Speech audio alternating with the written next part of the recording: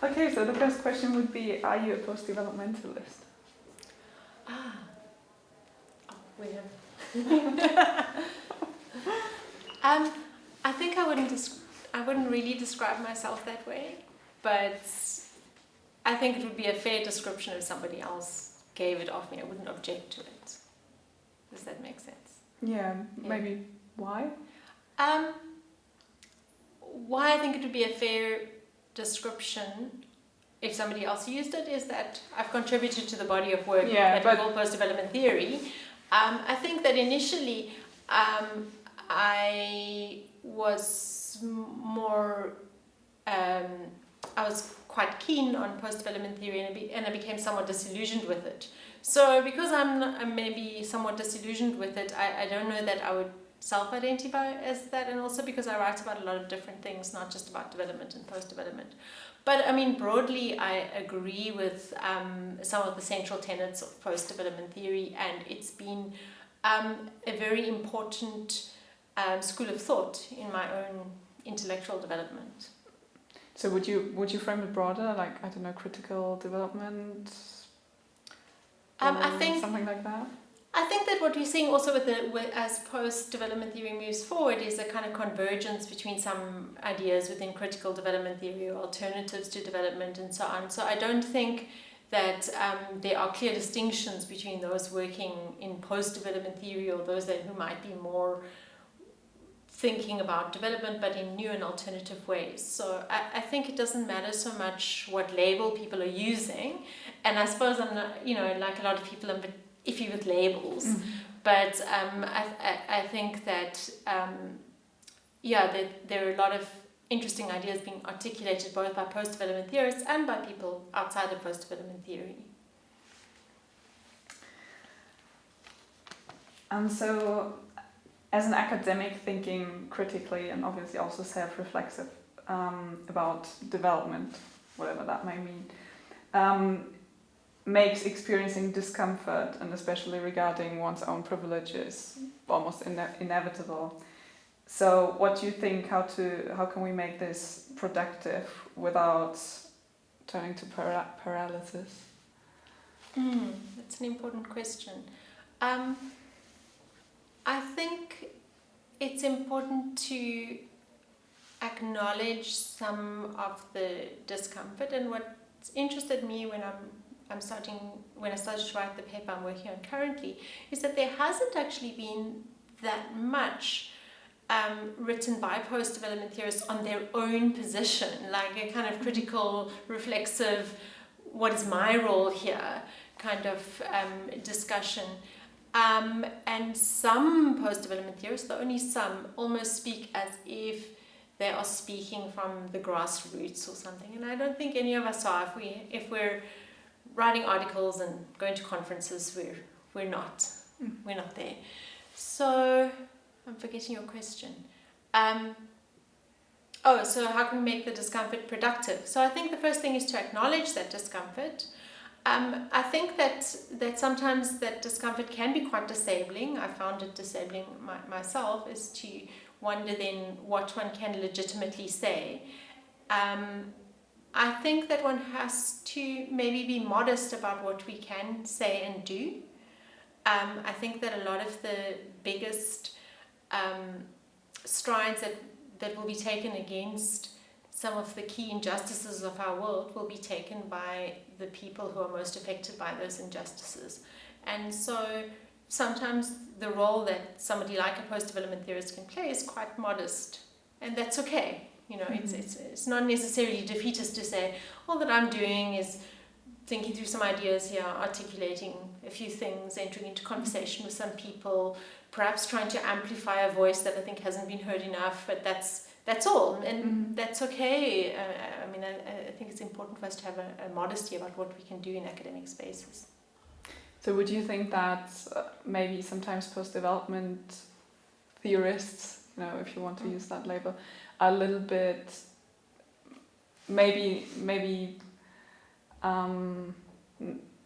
sometimes I feel like the discussion between decolonial approaches to doing research, to producing knowledge, is a little bit detached from the post-development school, where in like decolonial thought, or this question about positionality is much more prominent, at least in my reading.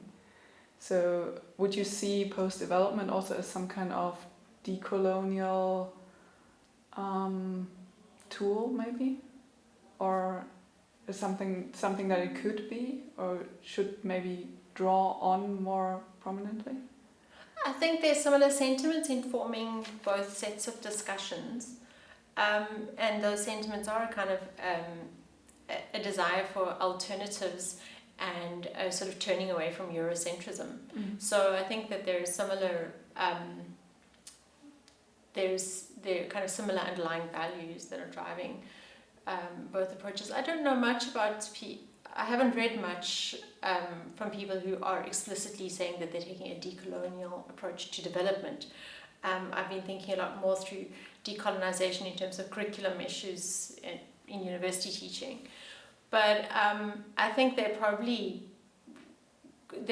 quite a lot of compatibility there, and in a way it's just that I think post-development theory emerged at a time where everyone was using post this, post that, and now, frankly, everyone is talking about decolonizing this, that, and the other thing. So in a way, it's a different academic trend reflective of a different academic moment, but the underlying sentiments are quite similar. Mm-hmm. So yeah, my last question would be, is the world ready to leave the notion of development behind? I think that's really difficult because what I've been concerned about is that a lot of the time people who are keeping alive the notion of development are often those who are most marginalized and oppressed in our world, and who use the language of development to assert to kind of try to improve their position in the world and to insist upon a need for redress and for justice. So if people positioned in that way want to keep alive the idea of development because it's a tool that can assist them, then I think it would be very strange, given the values that inform post-development theory and decolonial approaches to development, it would be very strange to tell them not to. I mean, that's just not something that it's our role to do. So I think it seems that the language of development persists, but I think it's less prominent than it was. That's my impression. And I think we have to be attentive to what people are really saying when they speak about development as well. Because often what people mean, a term like development has, as many of the post-development theorists point out, can be used to mean almost anything. Mm-hmm. So sometimes when someone is talking about development, perhaps the most important thing is to try to be attentive to what it is they are wanting to say and to respond to that, rather than to be too preoccupied with the term. Mm-hmm. Well, I just had like an online argument with a colleague because I wrote a blog post saying, well, we need to abandon the term because it's so flawed, because it means everything and it has been captured by those in power to mean, mostly the capitalist ideas, neoliberalism, growth, and etc. So we should just abandon it and talk about what we mean about, justice and equality and the roots of all of that, colonialism, etc. And she was, she was arguing similarly, saying, you cannot, the danger is there that you replace one term with the other, and then it doesn't mean, you cannot just replace inequality with development, and it can get captured by the wrong meanings rather than, as you say, listening to what's meant, maybe, yeah. Also, I think that one of the things that post-development theorists were quite good at is pointing out the arrogance at the heart of the kind of development project. But that arrogance was about dictating to others what they should want and how they should achieve it. But then, as soon as we start to say, you shouldn't use this word, you shouldn't want this, then in a sense post-development theorists are also displaying a similar kind of arrogance. So I guess I would say on the one hand, I don't think it's all that useful a word unless you explain more what you mean by it. But if others are using it, I would just want to be attentive to what they use it for, rather than trying to say it shouldn't be used. I also think, I mean, terms don't disappear or appear in that way. Mm-hmm. They outlive their usefulness, but it's a kind of a natural death that a term will have. So I don't think we can precipitate that too much. So be more vocal in kind of filling it with the means and values that can be more productive than those who try and fill it with. I don't know that I would do that. I think that if I was trying to speak about, say trying to envisage a better world or something, I don't think I would use the word development. I struggle sometimes in my teaching. It's such a shortcut word. Mm-hmm. Development and developing and developed. It's so easy. Everyone knows what you're talking mm-hmm. about. So which term do you use? Because first world, developed, all of those terms have flaws. Global mm-hmm. north, each of them are flawed in their own ways. So sometimes I do use it. But I think I probably wouldn't. It wouldn't be my favorite word to use when trying to articulate a future. So it's not that I want to kind of fill it with all the good things and use it. It's just that I suppose I don't want to dictate to others whether or how they should use the word. So if a particular group, if I was working, say, with a particular social movement or NGO and they wanted to call themselves the Development Action Group or something, I would, that's fine. I would just want to know what they mean by that. Mm-hmm. And what would be your view on, because you mentioned that, how can one prescribe others, what they want to strive for, what would be your view on, because we're launching the Pluriverse book, and in the introduction it has this list of values of what the Pluriverse would look like, which are all very, from subjective point of view, might all be very nice and very achievable, but then again, isn't it not the same prescriptive thing? Okay, you need to strive for solidarity, for the commons, for you need to give up private property, all these things. Is it like the universality of pluriversality in that sense? I suppose like a dilemma of the term. Maybe it's impossible. You can't, even if you say something like one should not dictate. That in itself is a value. You're going to have to be in favor of something. You can't be endlessly accepting of it, of everything. And so what post-development theory kind of got stuck on is in this articulation of alternatives. I think the only thing that bothers me sometimes, or the thing that bothers me most about the articulation of alternatives, is sometimes a kind of dishonest use of supposedly grassroots concepts and ideas. So this idea that the people want this, and the people are turning away from development, and the people are all living in solidarity, as if like there's some kind of very noble, like the so-called global south is made up of all of these very noble poor people. Yeah, exactly. who are turning their backs on development, whereas a lot of people want a paved road and a car and a flush toilet, and I think we have to listen to that. And so I don't like it when these kind of alternatives misrepresent what people are actually saying.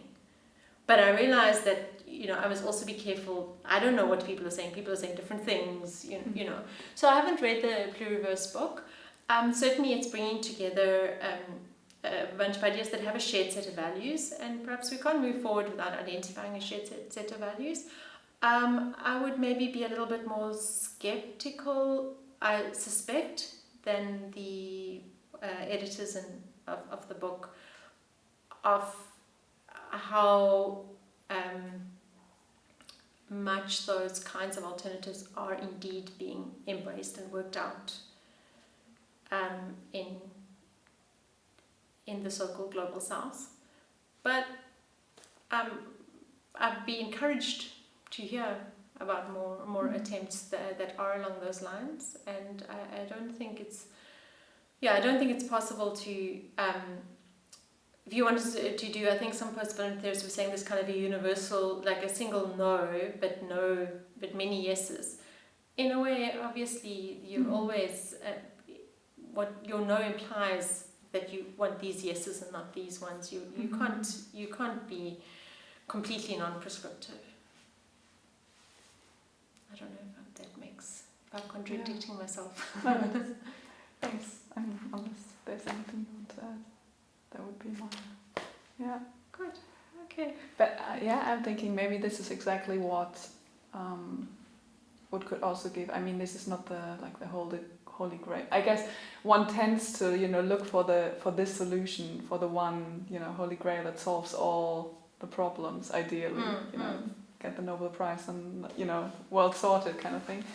But maybe this is like something like that, like a dictionary, which is basically like a work of reference where you can just look up and see, okay, there are alternatives.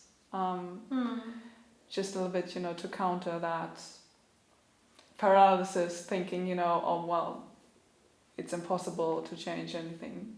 Just to keep that in mind, it's a catalogue of possibilities, which doesn't mean they have to fit everywhere, and which doesn't mean they have to, even in their particular countries or contexts they describe, which doesn't mean it has to fit to everyone, but maybe in little spaces.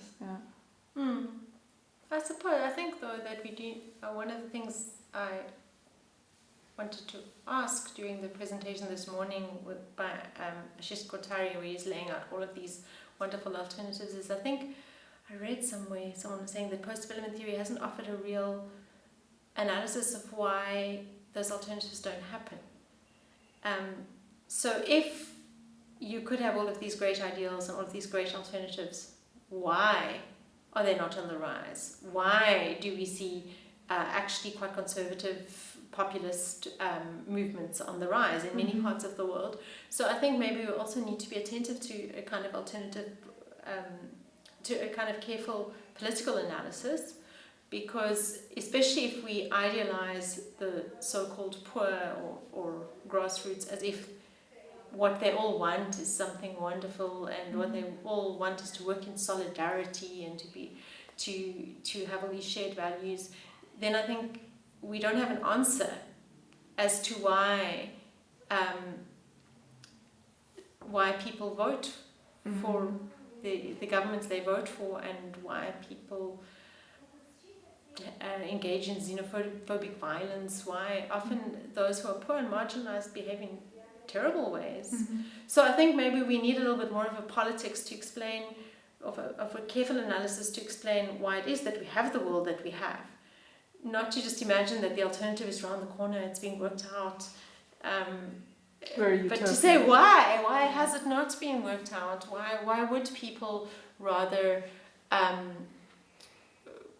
take these very other routes? Because that's what we're seeing. We're not really, I don't think we're seeing on a grand scale a flourishing of the kinds of alternatives that are being articulated in the pluriverse book. I might be wrong, but I don't think on a grand scale we're seeing that. Of course they are small, but why are they small?